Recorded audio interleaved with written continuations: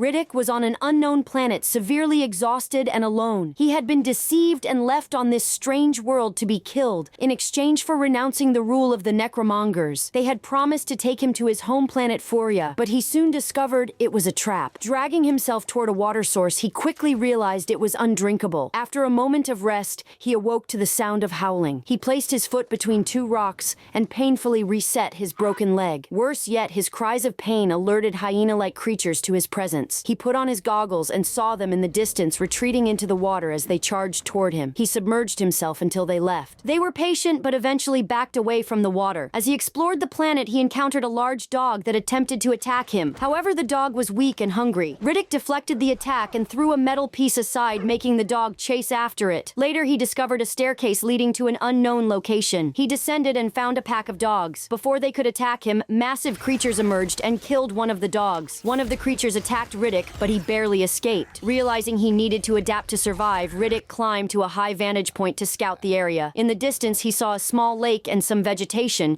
but reaching it required crossing the creature's territory. He hunted one of them, but it was a small one. Extracting its venom, he injected a small dose into a young dog to test its immunity. When the dog survived, Riddick began injecting himself to build resistance. He then confronted the creatures, killing one easily. However, a much larger one attacked him, delivering a powerful strike. Riddick managed to slip beneath it and slice it in half, successfully reaching the other side. The dog followed Riddick and he asked it, "Are you a hero?" To which he answered himself, "No." He then found an old space station and entered it. There, he managed to send a distress signal. Later, a spaceship arrived carrying a group of armed men led by a man named Santana. They found no one in the station but saw a message from Riddick telling them to leave a ship behind and take the other one to leave. Santana, fearing Riddick would steal from them, removed the power cells. Speaking loudly, he declared that they had come all this way to kill Riddick and they would succeed taking his head and placing it in a box. At the same time, another ship arrived, having also received Riddick's distress signal. Santana approached its captain and told him they were not welcome on this planet. The captain replied that they would rest for a while before leaving. Santana told them to remove their power cells so they wouldn't be stolen, then locked them with a passcode only he knew. That night, Riddick watched them from afar. Surveillance systems detected movement and they spotted a dog. The dog then started playing with the monitoring devices. Santana and one of his men went to check the equipment and discovered a trap resulting in the death of one of their men. Santana then ordered two of his men to go out and scout the area. Soon after, Riddick managed to eliminate another one of them. The remaining men panicked and began shooting aimlessly. Riddick then took down a third man. The next day, Santana asked the leader of the other ship for assistance. When he asked his name, it was revealed to be Johns, the father of young Johns, whom he believed Riddick had killed years ago. Tunis said he came to find out how his son died and that he needed to talk to Riddick first. After that, he would hand him over and they could deal with him as they pleased. They went out searching for Riddick and found the same dog they had seen the night before. The dog told them that Santana was the one who killed young Tunas. No one believed the dog, and they struck it with a tracking device, following its trail to a cave. They entered the cave to search for Riddick and saw a figure standing before them. They shot at it only to discover it was one of their own men whom Riddick had killed. They rushed back to the space station to check if it was still secure after Riddick's trap. Upon finding a message on the safe, they all assumed Riddick had accessed it, changed the codes, and planted a bomb inside. Santana tried to act brave, but nearly wet himself as he opened the safe. They found that the power cells were still inside. However, they left the safe open, and shortly after, one of them saw Riddick standing next to it. Riddick asked, "Are you afraid of me?" The man replied, "Yes, but we are more afraid of the talking dog." Riddick responded, "You're afraid of the wrong thing." Just then, his comrade asked him what was wrong,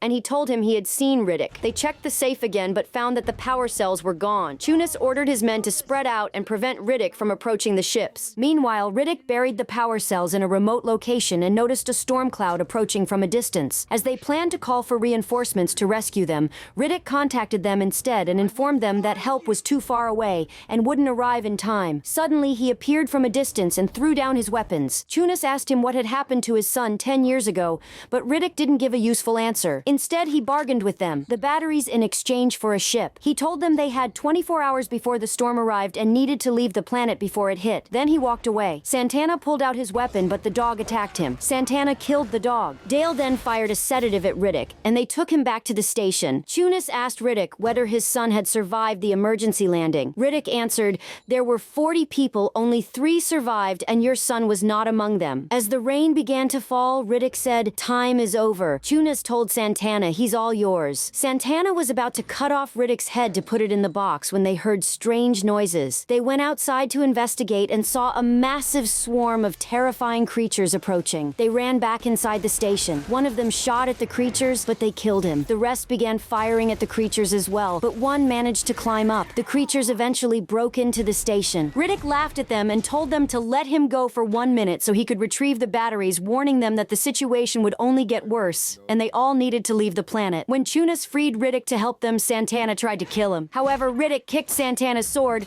lodging it into the ceiling. When it fell, Riddick grabbed it and struck Santana's head off, throwing the box at him so that his brain landed inside it. After that, they freed Riddick and went outside to fight the creatures and retrieve the batteries. Riddick, Chunas, and Diaz went to get the power cells, but Chunas fell off the space motorcycle. Before he could die, Riddick saved him. They reached the location of the cells and retrieved them. Diaz then struck Chunas to steal the power cells and escape. Riddick attacked Diaz and beat him to death. However, before dying, Diaz destroyed the space motorcycles so they couldn't return. They began walking, killing any creatures they encountered along the way. Riddick was injured and collapsed. Chunas took the power cell and left him behind.